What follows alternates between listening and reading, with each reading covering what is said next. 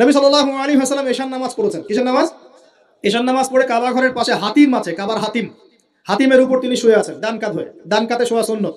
ডান কাতে শুয়ে আছেন, তন্দ্রা ভাব, পরিপূর্ণ ঘুম আসে নাই। নবীদের কিন্তু ঘুম নাই। নবীদের ঘুমটাও কিন্তু, নবীদের ঘুমের মধ্যে যা আসে আল্লাহর পক্ষ থেকে সেটা ওহী। নবীদের দেহ ঘুমায়, অন্তর কিন্তু ঘুমায় না, মনে রাখবেন। নবীদের কি ঘুমায় না? কলব, অন্তর কিন্তু ঘুমায় না, মনে রাখবেন। এবার তিনি শুয়ে আছেন, হঠাৎ দুইজন ফেরেশতা আসলেন। কয়জন ভাই? একজন জিবরাইল আলাইহিস সালাম, একজন মিকাইল আলাইহিস সালাম। এসে নবী সাল্লাল্লাহু আলাইহি ওয়াসাল্লামকে আস্তে করে জাগিয়ে দিলেন। জাগিয়ে নবী সাল্লাল্লাহু আলাইহি ওয়াসাল্লামকে হাত ধরে নিয়ে যাচ্ছেন। কোথায়? পাশে জমজম কূপের পাশে। পাশে জমজম কূপ আছে, দেখেছিলেন না? যারা হজ উমরা করে আসছেন হয়তো দেখতে পারবেন। এই জামজাম আগের মতো তো আর নাই, একটা আইডিয়া পাবেন আর কি। জামজাম কূপের পাশে নিয়ে গিয়ে নবী সাল্লাল্লাহু আলাইহি ওয়াসাল্লামকে আবার আস্তে করে শুইয়ে দেওয়া হলো। এই যে পুরো ঘটনাগুলো ঘটে যাচ্ছে না, এগুলো কিন্তু মুহূর্তে ঘটে যাচ্ছে। মানে এই পুরো বিশাল ঘটনা ঘটে যাওয়ার পর দেখা যাবে ওই অজুর পানি কেবল গড়িয়ে গড়িয়ে যাচ্ছে, এখনো শেষ হয়। মানে সময়কে নিয়ন্ত্রণ করে পৃথিবীর সময়ের ফ্রেম আর আল্লাহ পাকের টাইম ফ্রেম এক নয়। আল্লাহ পাকের টাইম ফ্রেম টোটালি ডিফারেন্ট, আমাদের টাইম ফ্রেম আলাদা, মনে থাকবে। এখানে কিন্তু অনেক নাস্তিক অনেক প্রশ্ন করতে পারে। এবার শুইয়ে দেওয়ার পর নবী সাল্লাল্লাহু আলাইহি ওয়াসাল্লামের বুকটাকে একদম এই গলার নিচ থেকে নিয়ে যেখানে লোম উঠে নাভি, এই নাভি পর্যন্ত চিরে দেওয়া হয়েছে, জীবিত অবস্থাতেই, জীবিত অবস্থাতেই। এবার তার হার্ট, কলিজাটাকে বের করা হয়েছে। এই প্রথম ওপেন হার্ট সার্জারি নাম শুনেছেন কিনা? যে ওপেন হার্ট সার্জারি হচ্ছে। এবার এই কলিজাটাকে প্রথমে জমজমের পানি দিয়ে ধোয়া হয়েছে। কিসের পানি? জমজমের পানির মধ্যে শেফা আছে। যাদের অসুস্থতা আছে জমজমের পানিতে সূরা ফাতিহা ফু দিয়ে খাবেন, ইনশাআল্লাহ শেফা হয়ে যাবে, ইনশাআল্লাহ শেফা হবে। জমজমের পানিতে ধোয়ার পরে এর এই কলবটাকে, কলিজাটাকে ঈমান এবং হিকমতে পূর্ণ একটা পেয়ালা দিয়ে ধুয়ে দেওয়া হয়েছে। একটা পেয়ালার মধ্যে ঈমান নিয়ে আসা হয়েছিল এবং হিকমা, প্রজ্ঞা নিয়ে আসা হয়েছে। এটা রাখার পরে এই ঈমান প্রজ্ঞা দিয়ে ঢেলে এই পুরো জায়গাটা বন্ধ করে দেওয়া হয়েছে। কি রূপ কথা মনে হচ্ছে? আমরা যে নিঃশ্বাস নিচ্ছি এটাই কি আল্লাহর অলৌকিকত্ব না? এই যে হার্ট আমাদের পাম্প করতেছে, যখন আমরা ছোট বাচ্চা ছিলাম ওই সময় থেকে নিয়ে এখন পর্যন্ত পাম্প করছে, পাম্প করছে। এক সেকেন্ডের জন্য কি থেমে গিয়েছিল? এটাই তো অলৌকিকত্ব। যে আল্লাহ আমাদেরকে বাঁচায় রাখতে পারেন, সে আল্লাহর পক্ষে এগুলো করা কি অসম্ভব কিছু? আচ্ছা, এবার নবী সাল্লাল্লাহু আলাইহি ওয়াসাল্লামকে একটা বাহনের মধ্যে উঠানো হচ্ছে। বাহনটার নাম বোরাক। কি নাম? বোরাক। এবার বাহনটা হচ্ছে গাধার চেয়ে একটু বড়, খচ্চর হচ্ছে একটু ছোট এবং একটু লম্বা দেহের, সাদা রঙের। কি রঙের? এবার নবীজি এখানে উঠতে যাচ্ছেন, বাহনটা একটু ফাপড় নিল, একটু ভাব দেখালো আর কি। ভাব দেখানো বোঝেন কিনা? ওই যে আপনার গার্লফ্রেন্ড আপনার সাথে যা দেখায় আর কি। আছে তো গার্লফ্রেন্ড না ভাই? আলহামদুলিল্লাহ। তাহলে স্ত্রী তো দেখায়। স্ত্রী ভাব দেখালে সবর করতে হবে। কি করতে হবে?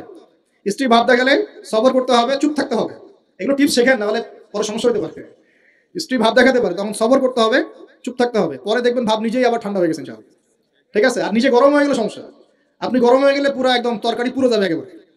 কথা বুঝতে পারছেন? আল্লাহ বোঝার তৌফিক দান করুন। বোরাকটা ভাব নিচ্ছে আর কি। এখন বোরাককে জিবরাইল আলাইহিস সালাম বলছেন, এই শোনো, তোমাকে সৃষ্টি করার পর থেকে, ভালো করে শোনেন, তোমাকে সৃষ্টি করার পর থেকে মুহাম্মদ সাল্লাল্লাহু আলাইহি ওয়াসাল্লামের চেয়ে শ্রেষ্ঠ কোনো মানুষ তোমার গায়ে পা দেয় নাই। বলেন আল্লাহু আকবার।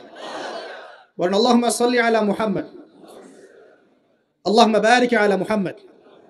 তোমাকে সৃষ্টি করার পর থেকে মুহাম্মাদের চেয়ে সাল্লাল্লাহু আলাইহি ওয়াসাল্লাম শ্রেষ্ঠ কোনো মানুষ তোমার পিছে ওঠে নাই। সুবহানাল্লাহ। জান্নাত থেকেই বাহনটা নিয়ে আসা হয়েছে। কোথা থেকে? জান্নাত থেকে। এবার তিনি বোরাকে উঠলেন। বোরাক, ও আচ্ছা, বোরাক এই কথা শুনে কি করলো? বোরাক এই কথা শুনে ভাব তো চলে গেলই গেল, ও ঘামা শুরু করেছে, ঘামা শুরু করেছে, ঘামতে শুরু করেছে। অনেক সময় হয় না যে বড় কোনো ব্যক্তির সামনে গিয়ে থরথর করে কাঁপা শুরু করেছে, ও ঘামা শুরু করেছে।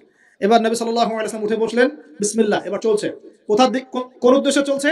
ওই যে জেরুজালেম, নাম শুনেছেন কিনা? ওরাই তারা, আমি তো বারবার বলি, আপনারা বিশ্বাস করেন না অনেকেই। এরাই তারা যারা দাজ্জালকে অনুসরণ করবে, দেখে নিয়ে সামনে। এবং এদেরকে নিয়ে দাজ্জাল বিশ্বটাকে শাসন করবে। বিশ্ব কেউ একা শাসন করতে পারে না, অনুসারী লাগে। এরাই তাদের অনুসারী, যারা বিশ্বের বড় বড় ডিপার্টমেন্ট এখন নিয়ন্ত্রণ করছে। ঠিকই, অবশ্যই নিয়ন্ত্রণ করছে, ভিতরে ভিতরে, আপনারা বুঝতে পারছেন না। এবার ওই দিকে ছুটলো বোরাক। কিভাবে ছুটলো? নবীজি বলছেন সাল্লাল্লাহু আলাইহি ওয়াসাল্লাম, আমাদের চোখের সীমা যতদূর পর্যন্ত যায়, বোরাকের একটা পাই ততদূর পর্যন্ত যাচ্ছে। কখনো সূর্যাস্ত দেখেন নাই? কতদূর পর্যন্ত তাকানো যায়? ওই যে সূর্য ডুবছে, অতদূর পর্যন্ত বোরাকের একটা পা চলে যাচ্ছে। নিঃসন্দেহে আলোর বেগের চেয়ে বেশি বেগে যাচ্ছে সে। যদি যারা ফিজিক্স পড়ছেন, এই যে অ্যাস্ট্রোনমি নিয়ে পড়াশোনা করছেন, আপনারা তো জানেন আলোর বেগের চাইতেও যদি দ্রুতগামী কোনো বাহন আবিষ্কার করা যায়, তাহলে সময়ের চেয়ে বেশি দূরে যাওয়া যাবে না? যাওয়া যাবে। বোরাকের গতি নিঃসন্দেহে আলোর গতির চেয়ে বেশি ছিল। এবার এবার নবী সাল্লাল্লাহু আলাইহি ওয়াসাল্লাম বলছেন যে আমরা যখন বাইতুল মাকদাস, বা ওই যে বাইতুল মাকদিস, ওই যে মসজিদুল আকসার ওখানে গেলাম, জিবরাইল আলাইহিস সালাম একটা পাথরের মধ্যে ফুটা করলেন, সেই পাথরের মধ্যে ফুটা করে বোরাকটাকে বেঁধে রাখলেন। আর এই পাথরের ফুটার মধ্যেই সমস্ত নবী রাসূল, এই পর্যন্ত যত নবী রাসূল এসেছেন, ওই ফুটার মধ্যেই তাদের বাহনকে বেঁধে রাখতেন। সুবহানাল্লাহ। এবার নবীজি মসজিদে ঢুকলেন, ঢুকে দেখছেন একজন মানুষ নামাজ আদায় করছেন, একটু লম্বা গড়নের, ছিপছিপে দেহ, তো লম্বা, চুলগুলো কোকড়ানো কানের লতি পর্যন্ত, মনে থাকবে? চুলগুলো কোকড়ানো কি পর্যন্ত? তোমাদের মতো ছেলা নয় ডান বাম, কানের লতি পর্যন্ত চুল, ছিপছিপে দেহ, লম্বা, শানুয়া গোত্রের মতো। নবীজি বলছেন অনেকটা শানুয়া গোত্রের মানুষের মতো। শানুয়া গোত্র কারা একটু দেখে নিবা অনলাইনে।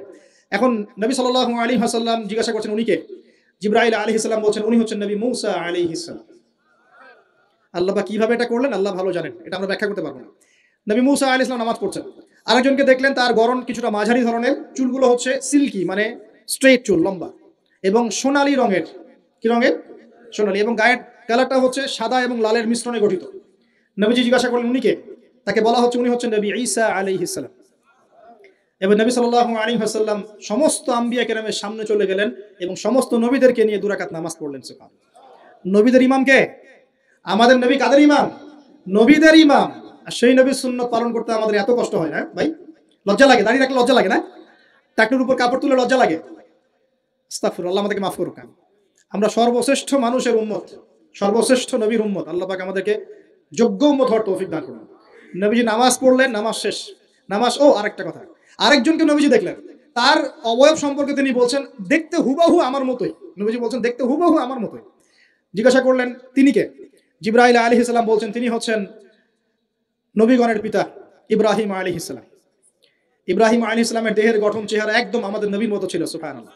হয়তোবা এই কারণেই, হয়তোবা আল্লাহ ভালো জানেন, আমরা কিন্তু দরুদে কার নাম পড়ি? নবীর নামের সাথে ইব্রাহিম আলাইহিস সালামের নাম পড়ি, এবং তার জীবনীর সাথে আমাদের নবীর জীবনী কিন্তু হুবহু মিল আছে। আমাদের নবীজিকে হিজরত করতে হয়েছে, ইব্রাহিম আলাইহিস সালামকে করতে হয়েছে। ইব্রাহিম আলাইহিস সালামকে আগুনের পরীক্ষা দেওয়া লাগছে, আমাদের নবীকে বদরে উহুদে পরীক্ষা দেওয়া লাগছে, লাগে নাই? আমাদের নবীকে পাশে ছিলেন স্ত্রী খাদিজা রাদিয়াল্লাহু আনহা, ইব্রাহিম আলাইহিস সালামের পাশে ছিলেন স্ত্রী সারা এবং হাজরা আলাইহিম আসসালাম। মানে টোটালি মিল পাবেন আপনি, আপনি দেখবেন টোটালি মিল আছে। ওইদিকে যাচ্ছি না আমি। এবার নামাজ শেষে নবী সাল্লাল্লাহু আলাইহি ওয়াসাল্লাম আবার বোরাকে উঠলেন। এবার বোরাক উপরে ওঠা শুরু করলো। এই পর্যন্ত যেটা এসেছে এটা হচ্ছে মক্কা থেকে জেরুজালেম পর্যন্ত, এটাকে বলা হয় ইসরা। এটাকে কি বলা হয়? ইসরা, মানে নাইট জার্নি, মানে রাত্রেবেলা নৈশ ভ্রমণ। আর এবার যাচ্ছে এই বাইতুল মাকদাস থেকে উপরের দিকে, এটাকে বলা হয় মেরাজ, মানে ঊর্ধ্বে আরোহণ, ঊর্ধ্বগমন। ঠিক আছে? এবার প্রথম আকাশে যখন পৌঁছালেন, প্রথম আকাশের দরজা আছে, কি আছে? আর প্রথম আকাশ মানে আমরা যে তারা দেখি এগুলো কিন্তু প্রথম আকাশে। ঠিক আছে? প্রথম আকাশ মানে প্রথম মহাকাশ। শুধু এটা নয় যে ওই যে ওজোনোস্ফিয়ার, আয়নোস্ফিয়ার যেটা ভাগ করেছে এগুলো নয়, আমরা যা দেখি এগুলো সব হচ্ছে প্রথম মহাকাশের অংশ। এখানে দরজা আছে একটা, আমরা দেখতে পারি না। এখানে গিয়ে জিবরাইল আলাইহিস সালাম দাঁড়িয়ে গেলেন, নবী সাল্লাল্লাহু আলাইহি ওয়াসাল্লাম দাঁড়িয়ে গেলেন। ওই দিক থেকে আওয়াজ আসছে যে কে? জিবরাইল আলাইহিস সালাম বলছেন যে আমি জিবরিল। আপনার সাথে কে? বলা হচ্ছে আমার সাথে হচ্ছে বিশ্বনবী মুহাম্মদ রাসূলুল্লাহ সাল্লাল্লাহু আলাইহি ওয়াসাল্লাম। আপনাকে কি পাঠানো হয়েছিল তাকে আনার জন্য? তিনি বলছেন হ্যাঁ। তিনি বলেছেন হ্যাঁ, বাস হ্যাঁ, কারণ তিনি সাদিকুল আমিন। এবার দরজা খুলে দেওয়া হলো, তিনি ভিতরে ঢুকলেন, দেখলেন সেখানে একজন ব্যক্তি যিনি মাশাআল্লাহ ডান দিকে তাকাচ্ছেন, ডান দিকে অনেক আদম সন্তানের আকৃতি আছে, ডান দিকে তাকাচ্ছেন হাসছেন, বাম দিকে তাকাচ্ছেন, বাম দিকে অনেক আদম সন্তানের আকৃতি আছে, বাম দিকে তাকিয়ে কাঁদছেন। নবী সাল্লাল্লাহু আলাইহি ওয়াসাল্লাম বললেন উনি কে? তখন তাকে বলা হলো ইনি হচ্ছেন আপনাদের পিতা, আদম সন্তানদের পিতা আদম আলাইহিস সালাম। আদম আলাইহিস সালাম নবীকে দেখে সালাম দিলেন, আদম আলাইহিস সালাম নবীকে সালাম দিলেন, নবীও সালামের প্রত্যুত্তর করলেন এবং আদম আলাইহিস সালাম তার জন্য দোয়া করলেন, তিনি উঠে গেলেন আরো উপরে। এবার দ্বিতীয় মহাকাশে যখন চলে গেছেন, এই দ্বিতীয় মহাকাশ পর্যন্ত সায়েন্স যেতে পারে নাই, কেউই পারেনি, আল্লাহ রাসূল সাল্লাল্লাহু আলাইহি ওয়াসাল্লাম ছাড়া। এখানে গিয়ে তিনি দেখলেন সিমিলারলি দুজন বসে আছেন। কয়জন? দুজন। এবং দুজন এর পরিচয় জিজ্ঞাসা করলে জিবরাইল আলাইহিস সালাম বললেন ইনি হচ্ছেন ঈসা আলাইহিস সালাম আর ইনি হচ্ছেন ইয়াহইয়া আলাইহিস সালাম। দুজনের মাঝে কি সম্পর্ক? খালাতো ভাই। কি সম্পর্ক? খালাতো ভাই। এখানে বলে রাখি দুজনের মিলটা কি? এই দুজনকেই ইহুদিরা হত্যা করার চেষ্টা করেছে। ঈসা আলাইহিস সালাম এবং ইয়াহইয়া আলাইহিস সালাম উভয়কেই কারা হত্যা করার চেষ্টা করেছে? ইয়াহইয়া আলাইহিস সালামকে তো হত্যা করেই ফেলেছিল, আর ঈসা আলাইহিস সালামকে হত্যা করার চেষ্টা করেছিল, কিন্তু আল্লাহ পাক সেটা হতে দেন নাই। আল্লাহ পাক তাকে উঠিয়ে নিয়েছে। তিনি আবার আসবেন কিনা? কোথায় আসবেন? সিরিয়ায়। কেন আসবেন?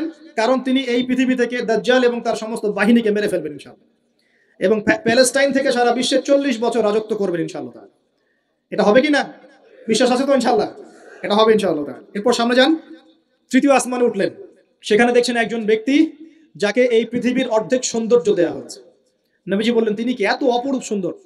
তখন নবী সাল্লাল্লাহু আলাইহি ওয়াসাল্লামকে বলা হচ্ছে তিনি হচ্ছেন ইউসুফ আলাইহিস সালাম, যাকে এই পৃথিবীর অর্ধেক সৌন্দর্য দেওয়া হয়েছে। আমরা আসলে ইউসুফ পড়ি আর মনে করি এটা হচ্ছে ইউসুফ জুলাইখার ঘটনা, তাই না ভাই? আসলে এখানে প্রেম কাহিনী কার? এখানে প্রেম কাহিনী হচ্ছে ইউসুফ আলাইহিস সালাম এবং তার বাবার। ভালো করে পড়ে দেখবেন, এখানে বাবা এবং ছেলের মহব্বতের কাহিনী বর্ণিত হয়েছে। আর ইউসুফ আলাইহিস সালামের বাহ্যিক সৌন্দর্য নিয়ে আমরা কথা বলি, তার বাহ্যিক সৌন্দর্যের চাইতে তার চরিত্রের সৌন্দর্য ছিল হাজার গুণ বেশি। জেনার অপবাদ দিয়েছে তাকে মানুষ, তিনি নির্দোষ হয়েও বিনা অপরাধে 12 বছর জেল খেটেছেন। তারপর